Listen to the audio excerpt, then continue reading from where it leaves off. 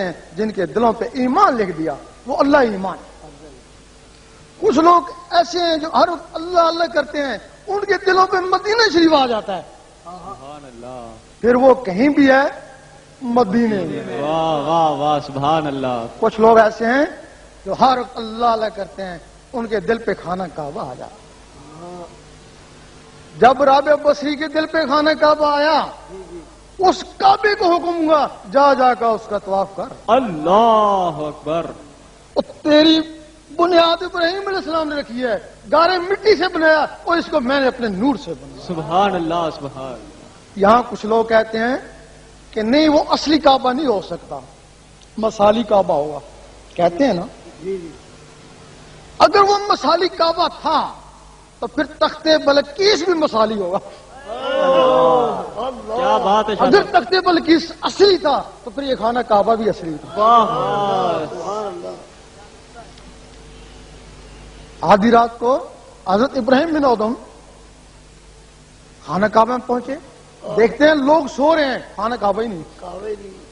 بڑے پریشان ہوئے، قیامت آنے والی ہے، شاید اللہ تعالیٰ نے کعبہ کو اٹھا لیا۔ آوازیں پریشان مت ہو، وہ ایک بڑھیا کا طواف کرنے گیا ہے، ادھر شمال کی طرف چلے جاؤ۔ جب شمال کی طرف جاتے ہیں تو رابعہ بصری بیٹھی ہوئی ہیں، تو کعبہ ان کا طواف کر رہا ہے۔ سبحان اللہ، کیا عظمت۔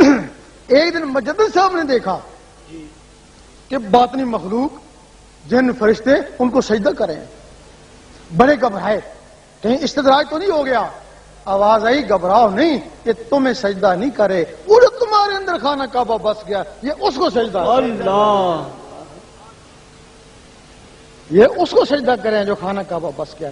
شیطان کو پتا ہے کہ حضرت انسان یہاں تک پہنچ سکتا ہے، اس کے پاس ہندو فوج ہے جنات کی، حکم دیتا ہے جاؤ اس کو برباد کرو، تباہ کرو، کچھ بھی کرو، یہ اللہ وہ اس کے دل میں نہ جائے۔ اب تمہارے پاس تو ایک دن بھی نہیں ہے جو اس کا مقابلہ کرو۔ بے شک صحیح فرما رہے ہیں۔ لیکن جہاں سے اس کی اجازت ہوتی ہے اللہ تعالیٰ ان کو بھی ایک رحمانی فوج دیتا ہے۔ اور شیطانی فوج تم پہ ٹوٹ پڑی اور وہ رحمانی فوج شیطانوں پہ ٹوٹ پڑی، اور رحمانی فوج اس وقت تک تمہارا ساتھ دے گی جب تک تمہارے اندر رحمان جاگ نہیں اٹھتے۔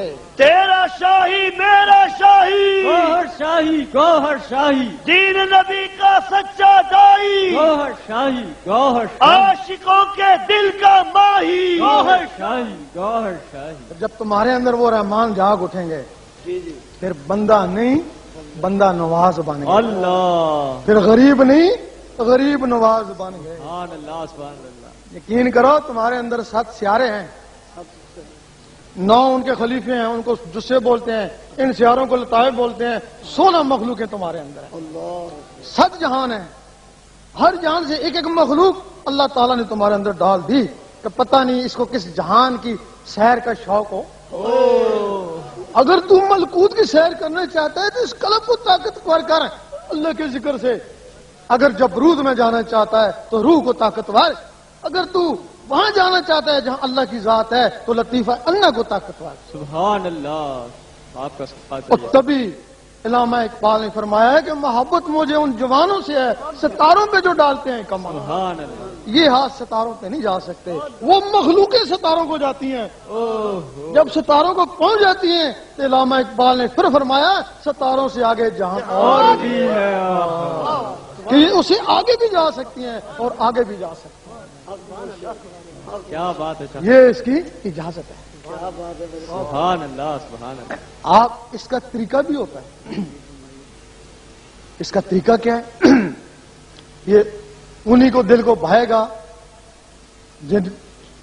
جو اللہ اللہ کرنے والے روزانہ کاغذ پہ کالی پینسل سے 66 مرتبہ اللہ لکھیں گے، 66 مرتبہ فجر کی نماز کے بعد اچھا وقت ہے، ورنہ جب بھی آپ کو وقت ملے آپ تھوڑے دن لکھیں گے، آپ جو کاغذ پہ لکھتے تھے وہ آنکھوں پہ تیرنا شروع ہو جائے گا۔ اب کچھ لوگ کہتے ہیں کہ یہ مسمرزم ہے، یہ مسمرزم نہیں، مسمرزم اسی سے نکلا ہے۔ مسمرزم والے کیا کرتے ہیں، سورج کی روشنی یا شمع کی روشنی کو آنکھیں میں لیتے ہیں، اس کی طاقت سے شیشے کے گلاس پہ نظر ڈالتے ہیں وہ کریک ہو جاتا ہے. جی جی دل کے اوپر 1,80,000 جالے ہیں. وہ روشنی سورج کی یا شمع کی روشنی ان جالوں کو توڑ نہیں سکتی.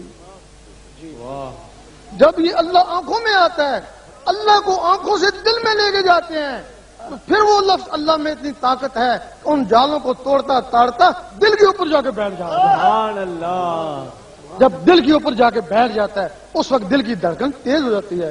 ٹک ٹک ٹک. سبحان اللہ سبحان پھر اس ٹک ٹک کے ساتھ اللہ ملائیں. جس دن تمہاری وہ ٹک ٹک اللہ اللہ میں شروع ہو گئی، اس دن طریقت میں پہلا قدم ہے. اللہ. وہ کہتے ہیں نا شریعت پھر طریقت ہوتی ہے.